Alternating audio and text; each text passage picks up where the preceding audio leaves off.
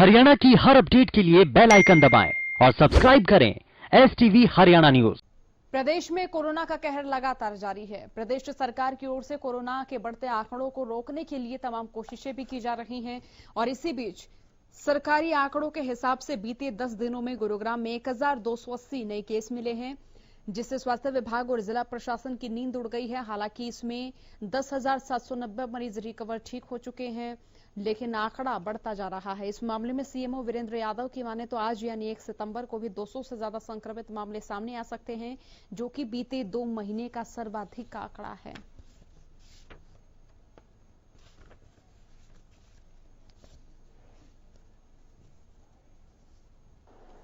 देखिए पिछले बिल्कुल 10 दिनों में अगर मैं कहूँ राज, जैसा मैंने कहा कि मैं एक्सपेक्ट कर रहा हूँ कि 200 के करीब केस आने की पूरी चांसेस हैं। जो केसेस अभी आ रहे हैं वो कोई अब स्पेसिफिक एरिया मैं कहूँ का ऐसा पर्टिकुलर एरिया नहीं है, चाहे वो इंडस्ट्री की बात करें या किसी भी पटेल नगर, शिवाजी नगर या कोई ऐसा वजीराबाद या कोई भी एरिया की बात करें या कोई रूरल एरिया CHC या PHC की बात करें। अभी मैंने बताया आपको क्लस्टर में केसेज आ रहे हैं। जैसे बहुत सी ऐसी फैमिलीज हैं जिनमें 4-4 या 5-5 फैमिली के केसेस पॉजिटिव आ जाते हैं। अब वो जो पब्लिक फंक्शंस की जो या कोई गैदरिंग में जाते हैं या कोई आउटिंग्स कर रहे हैं या अब ऑफिसेज में वर्क कर रहा है फैमिली का कोई एक मेंबर, तो वो आके बेसिकली जो कुछ ज्यादा ओपन होने की वजह से, अनलॉक होने की वजह से बेसिक एटिकेट्स जो थे कि सोशल नॉर्म्स जो हमने बनाए थे एक बार कि हैंड वॉश करिए, मास्क लगा के रखिए, सोशल डिस्टेंसिंग करिए, संभवतः शायद उसका घर में भी पालना नहीं हो पा रही है। तो क्लस्टर में एक फैमिली में आज भी मैंने जब लाइन लिस्टिंग देखी, कल भी, पिछले 10 दिनों से ऑलमोस्ट डेली जो हम ICMR की लाइन लिस्टिंग चेक करते हैं तो उसमें 7 से 10 ऐसी फैमिलीज अक्सर आती हैं जिनमें 4 से लेकर 6 फैमिली मेंबर्स पॉजिटिव आते हैं। तो यानी आप देखें डेली 40 से अगर मैं 50 या इवन 70 तक ऐसे लोग हैं तो सिर्फ 5 या 7 फैमिलीज में। और वहीं प्रदेश में पहले कोरोना वायरस ने बड़े शहरों में दस्तक दी, उसके बाद छोटे शहरों में, उसके बाद कोरोना का कहर लगातार ग्रामीण क्षेत्रों में भी बरपता नजर आ रहा है। इसी बीच करनाल में भी कोरोना का कहर बढ़ता जा रहा है। आज कोरोना से संक्रमित मरीजों में से 3 लोग अपनी जान गंवा चुके हैं। जिले में आज कोरोना के 107 नए मामले सामने आए। टोटल जिले में कोरोना से अब तक 36 लोगों की मौत हो चुकी है। सुबह से जो RT-PCR के हमारे जो रिपोर्ट्स आई हैं उनमें 107 केसेस अभी तक पॉजिटिव आए हैं और अभी भी कुछ टेस्ट की रिपोर्ट जारी है और टेस्ट किए जा रहे हैं और एंटीजन टेस्ट भी किए जा रहे हैं। इसके अतिरिक्त मैं बताना चाहूँगा कि कल शाम तक हमारे 909 केसेस पॉजिटिव थे, एक्टिव केसेस थे हमारे, और लगभग 2000 केसेस के आसपास हमारे रिकवर होके डिस्चार्ज हो चुके हैं। कल शाम से अनफॉर्चुनेटली 3 डेथ रिपोर्ट हुई हैं।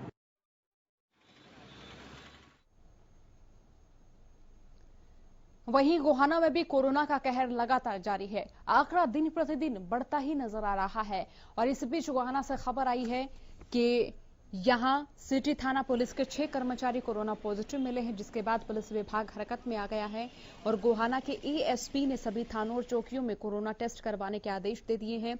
इसके अलावा बस स्वास्थ्य विभाग सभी की ट्रैवलिंग हिस्ट्री जुटाने में लग गया है और गोहाना मेडिकल के SMO डॉक्टर करमवीर की माने तो हर रोज मेडिकल में 100 से ज्यादा लोगों के कोरोना टेस्ट वो करवा रहे हैं।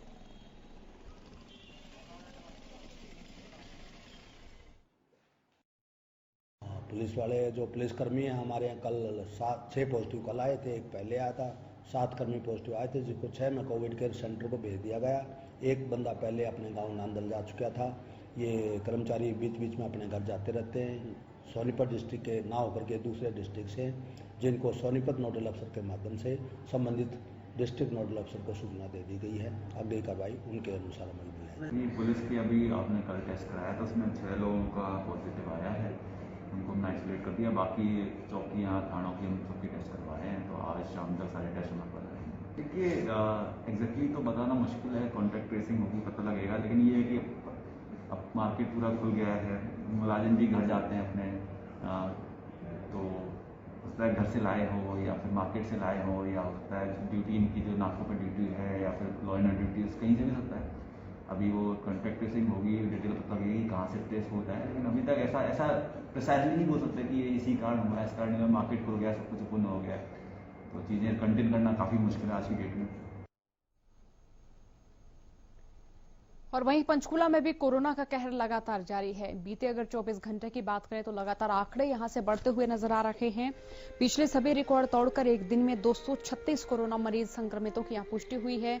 24 घंटे में 236 नए मरीज मिलने से स्वास्थ्य विभाग में हड़कंप मच गया, जबकि 2 कोरोना संक्रमित मरीजों की मौत हुई है।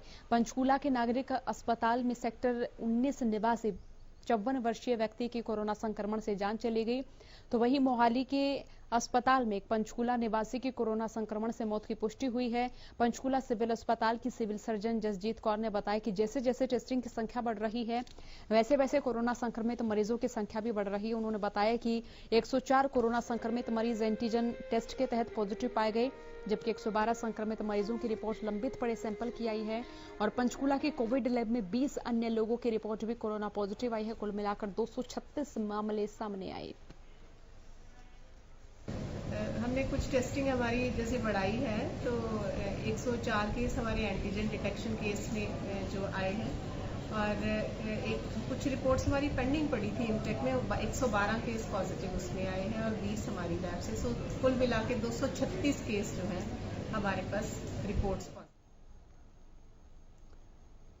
टोहाना की एक फैक्ट्री के मजदूर लगातार 4 साल से न्याय के लिए गुहार लगा रहे हैं, लेकिन उनको न्याय ही नहीं मिल रहा है। मजदूर फैक्ट्री के मालिक का पता लगाने की कोशिश कर रहे हैं और पुलिस के यहां दर दर की ठोकरें भी खा रहे हैं। तो देखिए रिपोर्ट और जानिए पूरा मामला क्या है।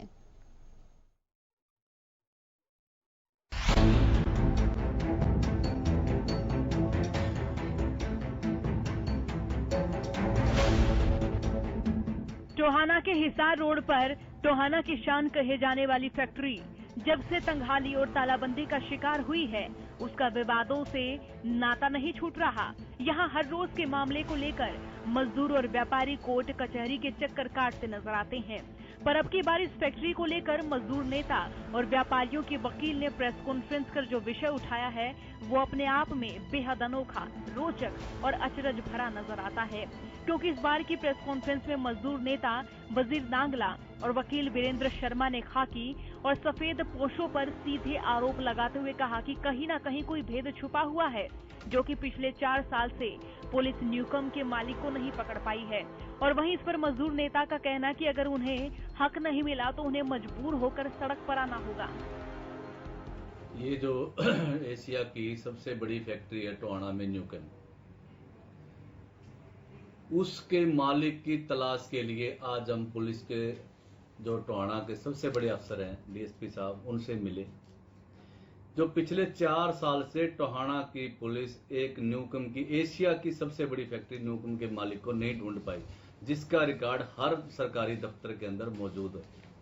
फिर भी अगर वो नहीं ढूंढ पाए तो हम उनके समय समय पर उनको अवगत कराते रहे, सीएम विंडो के द्वारा एप्लीकेशन देते रहे कि भी हमारा कुछ किया जाए, इस मालिक को ढूंढा जाए, हमारे पैसे दिलवाए जाएं, लेकिन मजदूरों की कहीं कोई सुनाई नहीं हो रही। तो सुना आपने, मजदूर नेता वजीर नांगला ने कहा कि बड़े ही दुख की बात है कि पुलिस पिछले 4 साल से एशिया की सबसे बड़ी प्लाईवुड की फैक्ट्री कहे जाने वाली न्यूकम के मालिक को नहीं खोज पाई है। इसको लेकर लगातार प्रशासन को अवगत भी कराते रहे हैं और वहीं अब वो सीएम विंडो और अन्य माध्यमों से भी अपील कर रहे हैं कि मालिक को ढूंढकर हमारे पैसे दिलवाए जाएं, लेकिन मजदूरों की कोई सुनवाई ही नहीं हो रही है। मजदूर भूखे तड़प रहे हैं। वकील वीरेंद्र शर्मा ने कागजात दिखाते हुए कहा कि बैंक न्यूकम से लोहा मशीनरी निकालकर बेच रहा है, जबकि इसके संबंध में कागजात कहते हैं कि लोहा मशीनरी बैंक के पास गिरवी ही नहीं है।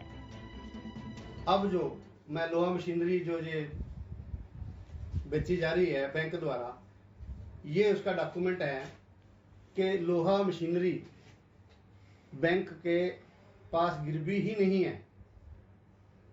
ये 3 नंबर कॉलम है, इसमें साफ लिखा हुआ है कि जो लोन है वो not relating to plant and machinery.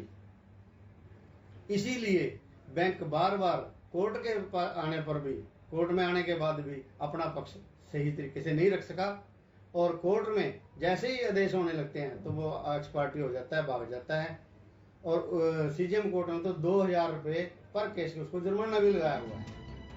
उधर अब देखने वाली बात यही है कि क्या प्रशासन इस मामले में मजदूरों को संतुष्ट करने के लिए कोई कारगर कदम उठाता है और क्या मालिक का पता लगाकर मजदूरों को उनका हक दिलाया जाता है या फिर मजदूर नेता के अनुसार उन्हें सड़क पर जाम लगाने और आंदोलन करने के लिए मजबूर होना पड़ेगा। टोहाना से हरियाणा न्यूज के लिए नवल सिंह की रिपोर्ट। और वहीं कोरोना का असर जेईई और मेंस परीक्षाओं पर भी साफ साफ नजर आ रहा है। आपको बता दें कि कोरोना के चलते आज परीक्षार्थियों की उपस्थिति परीक्षा केंद्रों में कम दिखाई दी। एक बैच के अंदर 100 बच्चों की परीक्षा का लक्ष्य रखा गया था, लेकिन बच्चों का प्रवेश 50% से भी कम रहा। इसमें केवल 50 अभ्यर्थियों से भी कम ने भाग लिया। इस मौके पर सुबह से पुलिस का भी भारी संख्या में पहरा रहा। इसमें पूरी तरह से सोशल डिस्टेंसिंग का भी विशेष ख्याल रखा गया। परीक्षा से पहले पूरे परीक्षा सेंटर को सैनिटाइज भी किया गया। सब अच्छा था। अंदर सारी कोविड-19 की वजह से सारी वो भी थी, सैनिटाइजर का था और काफ़ी दूरी पे भी बिठा रखा था बच्चों को, काफ़ी चेयर छोड़ के सीट वो थी कंप्यूटर का और साइलेंस था, बहुत अच्छी स्कूल। इसके लिए स्कूल के पूरे इंतजाम किए गए हैं। सुबह 10 से 9 बजे आए थे, 10 बजे पर स्टार्ट हुआ था, अभी सब खत्म होने वाला है जी, ड्यूटी चलती रही है। ब्रेक के बाद एक बार फिर आप सभी का बुलेटिन में स्वागत है। जेईई की परीक्षा कोरोना के चलते किस तरह से हो रही है, वो तमाम अभ्यर्थी भी जानते हैं कि किस तरह से उस परीक्षा के चलते वो जद्दोजहद कर रहे हैं, संघर्षरत वो नजर आ रहे हैं। तो वहीं ये परीक्षा आज से शुरू हो गई है। परीक्षा सुबह 9 बजे से दोपहर 1 बजे तक चली। एडमिट कार्ड पर जारी टाइमिंग के मुताबिक 2 घंटे पहले छात्रों को प्रवेश दिया गया। एंट्री गेट के बाहर सोशल डिस्टेंसिंग का पूरा ध्यान रखा गया। इसके लिए गेट के बाहर सोशल डिस्टेंसिंग के लिए गोले भी बनाए गए। गेट पर प्रवेश करते ही छात्रों को हैंड सैनिटाइज कराए गए। इसके बाद ही छात्रों को एंट्री दी गई, लेकिन कहीं ना कहीं छात्रों में भी कोरोना का डर देखने को मिला। करनाल में 62 छात्रों को परीक्षा के लिए पहुंचना था, लेकिन सिर्फ 37 छात्र ही परीक्षा देने सेंटर में पहुंचे। बैचलर ऑफ आर्किटेक्चर का पेपर था, जेईई मेंस एनटीए द्वारा किया गया था और सरकार ने अच्छा ही किया, हमारे लिए तकलीफ कम कर दी पेपर लेके। फिर कल पेपर अच्छा आया आज? पेपर आसान था। कोरोना चल रहा उसके लिए नियम पूरे थे। यहाँ पर क्या क्या था? नियम सारे फॉलो किए गए थे यहाँ पे। सोशल डिस्टेंसिंग और सैनिटाइज किया गया, सैनिटाइज वगैरह करके हमारा टेम्परेचर लेके हमें भेजा गया अंदर। अच्छा। और मास्क अगर जिसके पास नहीं थे उन्हें मास्क दिया। सोनीपत के केजीपी और केएमपी एक्सप्रेसवे से वाहन चालक लगातार संघर्षरत नजर आ रहे हैं। आपको बता दें कि जिन वाहन चालकों के पास फास्टैग है वो आसानी से यहां से गुजर रहे, लेकिन जिनके पास फास्टैग नहीं है वो कई तरह से संघर्ष करते नजर आए। और इस स्थिति का जायजा लिया हमारे संवाददाता लाजपत ने। देखिए, इस वक्त हम केजीपी टोल पर और यहाँ पर जो यात्री हैं उनसे जानने का प्रयास करते हैं कि अभी ये टोल यहाँ से निकले हैं और इनसे क्या कुछ बातचीत हुई है। जी, आपका परिचय? मेरा नाम देवेंद्र है, सोनीपत से हूँ मैं अभी जैसे डेली यहाँ से गाड़ी लेके आता हूँ तो मेरा टोल यहाँ पे 120 रुपये लगता है जाने में और आने में। गाजियाबाद तक गाड़ी जाती है। तो जब मैं वापसी आया तो इन्होंने कहा कि आपके फास्टैग में बैलेंस नहीं है। मेरी गाड़ी को वापस बैक करके साइड में लगवा दिया गया, जबकि मैंने इनको एटीएम दिया अपना कि मेरे एटीएम से आप स्वैप करके और मेरा टोल काट लीजिए। ये कहते हैं कि बैलेंस नहीं है और आपका टोल जो है वहीं से जो है जहाँ पलवल से ये स्टार्ट होता है केएमपी, तो कह रहे हैं कि पलवल से यहाँ तक का ही टोल लगेगा। जबकि मैंने कहा कि मेरा स्टेटस चेक करिए आप, डेली मेरी गाड़ी यहाँ से जा रही है गाजियाबाद तक, तो मेरा टोल 120 ही लगना चाहिए ना, 700 रुपये कैसे लग जाएगा? तो ना तो इन्होंने स्टेटस चेक किया, ऊपर से इनके पास मशीन नहीं है। अब मेरी गाड़ी यहाँ खड़ी कर दी, मैंने फास्टैग में बैलेंस भी डलवा दिया, उसको भी अभी 2 घंटे लगेंगे। इधर से कह रहे हैं कि भी 1 किलोमीटर यहाँ पे एटीएम है, या फिर आप एटीएम जाइए, एटीएम से आप कैश करवा के तब आप टोल कटवाइए, लेकिन टोल फिर भी 700 रुपये का ही कटेगा। ये थे यहाँ से यात्री गुजरने वाले, उन्होंने बताया कि यहाँ पर काफ़ी बड़ी समस्याएं हैं जिनका सामना आम नागरिक को करना पड़ता है। लाजपत, हरियाणा न्यूज, सोनीपत। प्रदेश सरकार की ओर से भले ही बेटियों की सुरक्षा करने के लाख दावे किए जाते हों, लेकिन ये दावे जमीनी स्तर पर खोखले नजर आते हैं। प्रदेश में दुष्कर्म की वारदातें रुकने का नाम नहीं ले रही। ताजा मामला पलवल से सामने आया, जहां सोमवार रात एक युवती का अपहरण कर दुष्कर्म जैसी घिनौनी वारदात को अंजाम दिया गया। इतना ही नहीं, आरोपी ने युवती के साथ मारपीट भी की और किसी को बताने पर जान से मारने की धमकी देकर आरोपी मौके से फरार हो गया।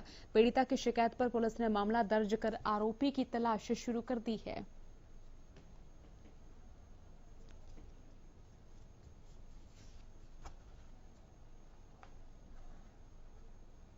और वहीं फतेहाबाद से एक युवक की हत्या का मामला सामने आया है, लेकिन अभी तक युवक की इस हत्या के मामले में पुलिस की ओर से कोई कार्रवाई नहीं की गई है, जिसको लेकर मंगलवार को बड़ी संख्या में ग्रामीण एसपी से मिलने पहुंचे। परिजनों ने आरोप लगाया कि युवक को आत्महत्या के लिए मजबूर करने वाले आरोपियों के खिलाफ पुलिस कार्रवाई नहीं कर रही है, जबकि इसके सबूत वो पुलिस को पहले ही दे चुके हैं।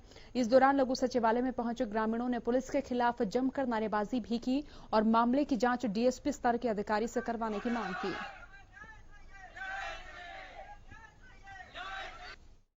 साढ़े डिप्रेशन में सुसाइड कर ली सर।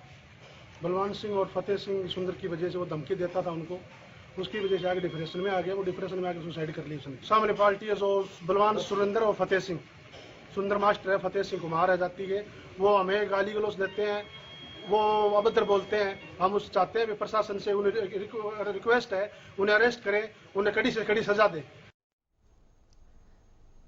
फरीदाबाद से एक वीडियो सोशल मीडिया पर जमकर वायरल हो रही है। पड़ोसी एक पति पत्नी को पीटते हुए नजर आ रहे हैं और पीड़ित का कहना है कि कहीं भी कार्रवाई न होने के बाद उन्होंने पुलिस पर भी आरोप लगाए हैं और पुलिस कमिश्नर से भी गुहार लगाई है, जिसके बाद पुलिस कमिश्नर ने सीसीटीवी को देखते हुए आरोपियों को तुरंत गिरफ्तार करने के आदेश दिए। लेकिन पुलिस कमिश्नर के आदेशों को धत्ता बताते हुए नवीन नगर पुलिस अब तक आरोपियों को गिरफ्तार नहीं कर पाई है।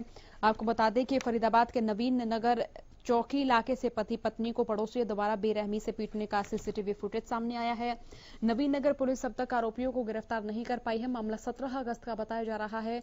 इस हमले में महिला गंभीर रूप से घायल हो गई, जिसे बेहोशी की अवस्था में फरीदाबाद के सिविल अस्पताल में भर्ती करना पड़ा, जहां उसकी स्थिति को गंभीर बताते उसे दिल्ली के एम्स में रेफर कर दिया गया था।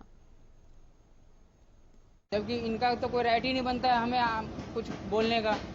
इसी बात पे उसने बोला कि अब करोगे तो मैं मारूंगा। मैं बोला भाई मैं तो साफ करूंगा। इतने बात पे मेरे घरवाली को घैंच के चप्पल मारा। उसके बाद इतना मारा कि वो बेहोश हो गई, एम्स में भर्ती हो गई। तो पुलिस की तरफ से किस प्रकार की कार्रवाई चल रही है अगर बात की जाए? पुलिस की तरफ से अभी तो सर कुछ नहीं चल रहा है कर रहा है। मैं तो यही जानूंगा कुछ नहीं चल रहा है, इसलिए कि 17 अगस्त की बात है 2020 की, जबकि हमने पुलिस चौकी गया, उन्होंने वहाँ भेज दिया हमें ये बीके में एमएलए कटवा के लिया। वहाँ से एमएलए कटवा के ले आया तो कह रहा है ये वहाँ बेहोश लेटी हुई थी, कह रहा है इसको घर ले जाओ खिलाओ पिलाओ।